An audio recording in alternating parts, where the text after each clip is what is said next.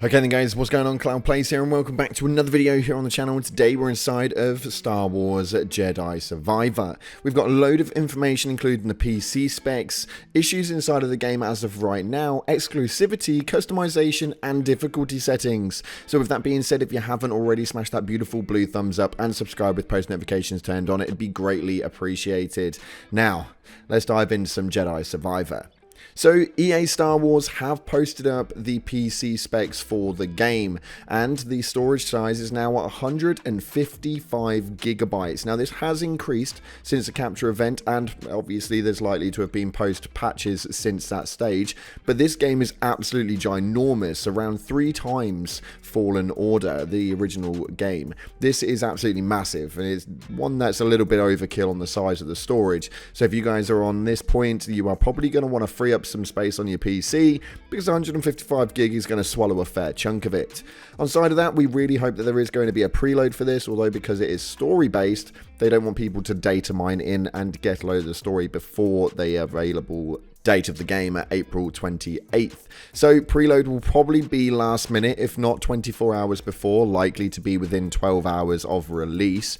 But on top of that as well, from the playthroughs that we've seen over the last week or so from the capture event, where they sent out a load of content creators and people inside of the social media setting, they were able to play the game for around 4 hours. And since then, from the playthroughs that we've seen online right now, the only thing we're seeing as a big struggle mainly is the FPS issues. Now this isn't a big deal, as this does happen quite a lot throughout early access abilities and stuff like that, but they're hoping to have it sorted come the April 28th launch, which is probably why there were a few delays when it came to this game due to the FPS scaling and stuff like that. As an overall with the game though, there have been no complaints about the gameplay itself, and especially about the story from what people have seen. The only thing that we have heard about this though is that there wasn't really an easy way to read the direction that the game was heading to make sure you continue the main storyline. The place is absolutely ginormous, and the open world availability is so big that you get less lost in side missions, and you can continue to think that you're following the storyline even though you're in something else. People tend to find that they got lost in the world and managed to find other things and kind of got a bit preoccupied, which for me is absolutely ideal when it's a game the style that I really enjoy, because it just means you can get lost in the immersion of it. Although what this does mean though is that icons may not be too obvious when it comes to the main map scaling inside of the game, so a little bit of a concern for that one. Another one that people are a little bit worried about right now is next gen exclusivity, although for me this is good. So let me know in the comment sections if you think that this is a good or a bad move, and this is going to be highly dependent as to whether you're playing on next gen consoles. This is exclusive to PlayStation 5, Xbox Series S and X, and on PC. What this does mean is that this is going to have no holdback on it. There is going to be no available downgrade for the old gen systems such as PS4 and Xbox One, which means that graphically and or otherwise, this doesn't have anything to hold it back and downscale it. This normally causes quite a lot of issues when they do have it on old gen consoles, as we saw through maybe Cyberpunk and Hogwarts Legacy, because they have to downscale to old gen availability, and it does mean that on the older consoles there is a little bit more of a struggle with frame rates and stuff like that. With fidelity, it's always been a bit of an issue when you have to take into consideration the older game systems. This for me is an absolute positive, as I think that for the next gen console users, this means that you are going to have decent graphical imagery, or at least no excuse for there not to be, and you're going to have the right scaling when it comes to how the game should actually play on there.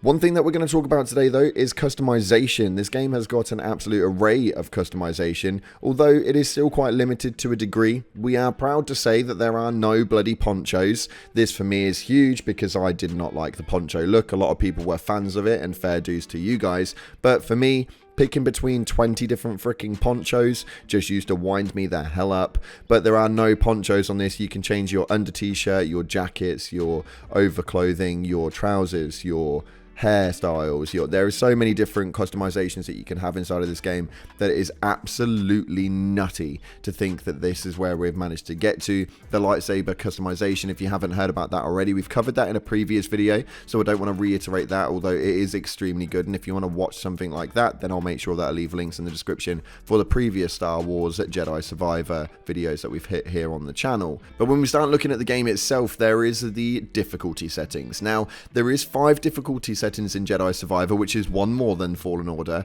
We have the original story platform. We've got Jedi Padawan, Jedi Knight, Jedi Master, and Jedi Grandmaster. Now, this game is a lot harder than the previous title of Jedi Fallen Order, which means that this is going to be a lot more of a confusing style to know which one to pick. But story mode is essentially going to be for those people who just want to breeze through the story and enjoy it for what it actually is, and not have to have the difficulties of having any sort of challenge or anything like that. As we get a little bit further in, though, from the gameplays that we have seen throughout the main capture event that was from the content creators, the way that they kind of worked this out is this is a lot harder. The people who played on Jedi Knight said that it was a little bit difficult, although not too difficult. They couldn't play through it. They may have got stuck at certain points, but still managed to excel past those situations. And there were a few content creators that attempted Jedi Master and would just be outright impossible to get past certain sections, to the point where some of the main team at EA tapped him on the shoulder and essentially said, you may want to kind of like lower this down in the difficulty just to make sure that you get the most amount of playtime possible and you can explore as much as you actually can throughout the 4 hours that they had. So we do know that it is going to be extremely difficult, let alone Jedi Grandmaster. It's not really something I'm going to entertain, as I really enjoy the storyline and I don't want to get too frustrated to the point where I break yet another controller, because there's been a few. But this game has got a lot about it and I'm extremely excited to see what's going to be happening by the end of this month for the game. And now with it being in its end weeks before the game launch, the marketing for this should absolutely get ramped to the hilts. So we should have an absolute array of information coming up for Jedi Survivor very soon. These last couple of weeks are generally when you start to see a load more gameplay reveals, a load more information that gets dropped, and generally the community that have got accessibility early generally tend to leak out a lot more information than they care to admit, and it's always interesting to see what it is that's on the table for that one, and seeing what it is that is legitimately true and what will actually be the case come the full launch at the end of the month. But unfortunately, that's all we've got time for today. Jedi Survivor is on my list for things to get excited about. Let me know what your guys' comments are in the comment section below, and whether you guys are excited for this or if you think this is going to be a bit of a mediocre playthrough. I feel like a lot of people are split between this game, as a lot of people absolutely love the franchise, so they're excited for it, but at the same time, a lot of people were relatively disappointed with Fallen Order and feel like they're going to have the same thing with Jedi Survivor. Me, myself, I'm ready to go in and I'm ready to get that lightsaber booted up, make it look purple, and go and shred through some bloody droids. Thank you so much again for watching, guys. I appreciate all your faces. If you haven't already, make sure you're smashing that beautiful blue thumbs up and subscribe with post notifications turned on. Thanks again for watching. Appreciate you all, and as always, I'll see you in the clouds.